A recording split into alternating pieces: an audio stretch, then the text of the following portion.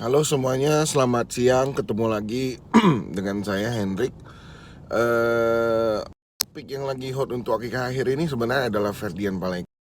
Saya juga sebenarnya mau post tentang Ferdian Paleka dan saya akhirnya buat videonya aja supaya lebih menjawab semuanya.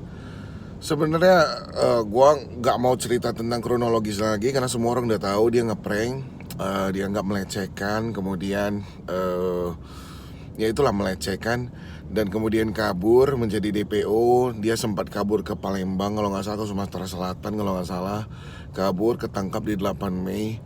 Kemudian yang menjadi masalah adalah beredarnya video yang gua share juga bahwasannya dia disiksa di penjara.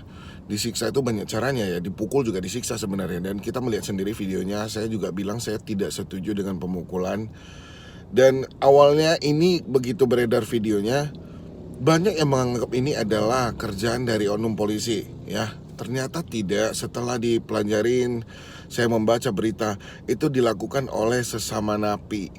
Sesama napi. Jadi orang yang sudah kotor merasa suci memukul Ferdian Paleka, padahal mungkin yang mukul itu adalah korban pelaku pedofilia mungkin atau pelaku apa, tapi mereka menghukum dan ya menjudge seseorang seakan-akan mereka itu juru adil dan mereka lebih suci gitu loh.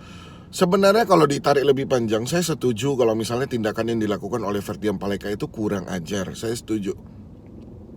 Tapi sebenarnya kalau dia kena hukuman sampai 12 tahun, misalnya ya, itu 12 tahun, saya sebenarnya merasa Indonesia hukumnya sangat tidak adil sih bos. Hanya untuk sebuah konten prank, memang hanya prank tapi melecehkan, benar. Saya juga setuju itu melecehkan. Tapi bayangkan seseorang yang sudah dihukum, hukuman sosial kita udah nggak usah ngomong lah, udah satu Indonesia menghujat dia gitu ya. Tapi kalau dia sampai kena penjara 12 tahun dan di dalam penjara masih dibully, keterlaluan sih bos. Saya malahan ada di pihak Ferdian Paleka sekarang gitu loh. Kalau ternyata harus berakhir dengan tragis seperti ini, kenapa kita tidak pernah ada memperbolehkan pembulian bos? Tapi kalau untuk di penjara seperti ini udah menjadi budaya yang semua orang tahu. Itu udah menjadi rahasia umum. Kalau orang masuk penjara, lu bakal disiksa bos, lu bakal dipelonco bos, lu bakal di ospek bos. Itu memang sudah budayanya. Dan memang itu udah disampaikan juga oleh Kompolnas ya, bahwasanya ini udah susah hilang, budaya mengakar banget gitu. Jadi sebenarnya kalau menurut saya, harusnya yang masih memukul tahanan lain di penjara gitu ya, itu harus ditambah lagi hukumannya bos, atau mungkin diberi sanksi lain yang jauh lebih ekstrim lagi gitu loh. Sebenarnya bisa nggak menghilangkan budaya ini? Bisa, asalkan memang ada peraturan yang mengikat gitu loh. Jangan pula peraturannya bisa juga diselesaikan dengan uang gitu loh. Nah kemudian yang menjadi concern saya adalah ada handphone di situ. Sekali lagi ini bukan dilakukan oleh oknum polisi, ini dilakukan oleh sesama napi. Kenapa napi di dalam bisa ada handphone? Kenapa bisa ada handphone? Ini tentunya ketika mereka berbuat hal yang segaduh itu pasti juga sipirnya tahu gitu loh. Tapi kenapa bisa sampai handphone masuk? Saya tidak mau menjawab itu kenapa. Itu harus diusut sampai tuntas. Dan juga yang menjadi herannya adalah apa?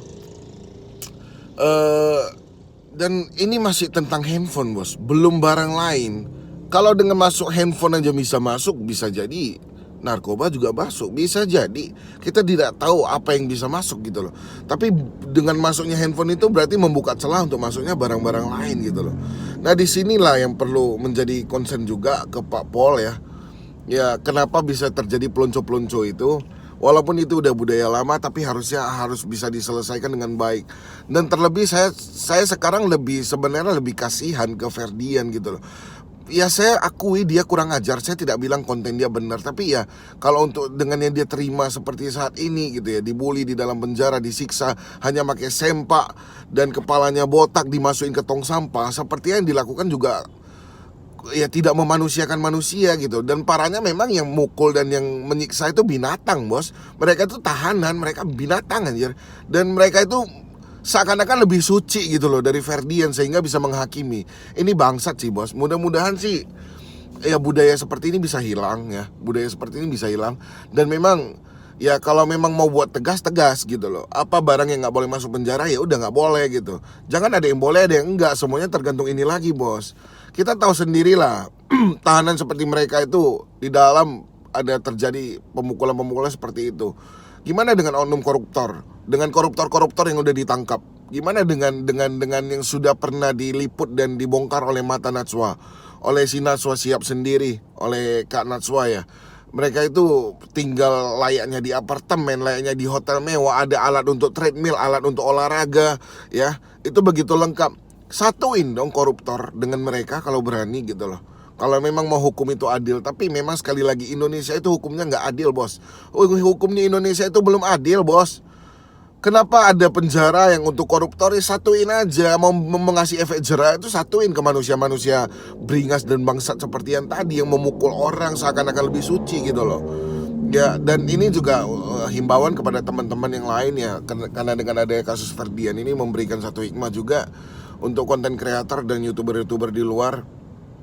Di saat pandemi COVID-19 seperti ini, salah satu yang menjadi primadona untuk dilakukan sekarang adalah ya content creator, atau kamu menjadi streamer di berbagai aplikasi online. Kamu mau live streaming atau segala macam itu bebas gitu. Tapi ya sekali lagi, kalau kamu mengambil satu konten dengan cara melecehkan orang lain, itu bisa menjadi buntut masalah yang sangat panjang, bos. Untuk yang kalian yang sering memberikan bantuan kepada orang lain tapi kalian foto, kalian video ya dengan ya seperti Ferdian lah, dia memberi bantuan, udah bantuannya salah dan dia video dan dimanfaatkan untuk konten pribadi, itu salah sih, bos. Itu salah. Jadi untuk kalian yang sering memfoto, memvideo orang, jangan sampai kalian post dan orangnya melihat dan dia merasa dilecehkan gitu loh. Itu bisa saja terjadi. Jadi lebih hati-hati aja ya, buatlah konten yang lebih mendidik, bisa memberikan manfaat gitu. Lebih bagus kamu ngomong kasar di konten kamu tapi ada sesuatu hal yang positif gitu loh ya. Jadi jangan sampai berakhir seperti Ferdian Paleka ini. Sekali lagi saya menjadi simpati kepada Ferdian karena yang terjadi dengan dia, setelah saya bandingkan, saya awalnya juga jengkel gitu ya, tapi dibandingkan dengan koruptor yang cuman kena hukuman 2 tahun itu, ada 2 tahun, ada 3 tahun. Dan kalau seandainya Ferdian kena 12 tahun, ya ini bukti bahwa hukum Indonesia masih buta sih, bos, masih buta. Dan you can solve everything, use your money gitu loh. Ya ini banyak sekali dari kasus ini, banyak terjadi pembongkaran kesalahan-kesalahan yang nggak harusnya ada. Seperti contohnya ya ada handphone tadi ya. Kemudian ada pelunco-peluncuan di dalam penjara. Ya kita sendiri tahu dari kecil kalau kita diancam orang tua, jangan sampai kamu berbuat yang enggak masuk penjara, kamu bakal dipukul. Belum lagi gue dengar ada istilahnya uang kamar dibayar kepada ketua kamarnya gitu. Itu jadi hal-hal seperti itu tidak mungkin sipir penjara tidak tahu. Tapi apakah ada oknum yang ikut bermain, saya tidak tahu. Mudah-mudahan ini dibongkar ya. Kepada Pak Yasona Lauli, Kemenkumham juga ya, tolong Pak, jangan sampai masalah di penjara ini ya menyeret prestasi Bapak menjadi jauh dari kata baik, Pak. Karena kita tahu sendiri dari asimilasi yang dilakukan, pembebasan napi karena corona itu udah menghasilkan hasil yang sangat buruk, Pak. Termasuk pembunuhan di Cemara Asri Medan kemarin juga adalah hasil dari napi pembebasan karena corona gitu loh. Jadi tolonglah Pak, buat sesuatu yang buat kita bangga, Pak. Buat sesuatu yang kita merasa kita mempunyai satu menteri yang tegas, Pak, yang tegas gitu loh. Ya, jadi itu aja paling video dari saya. Tetap stay safe at home ya, tetap keep smart. Itu aja sih paling. Thank you, see you again, bye bye.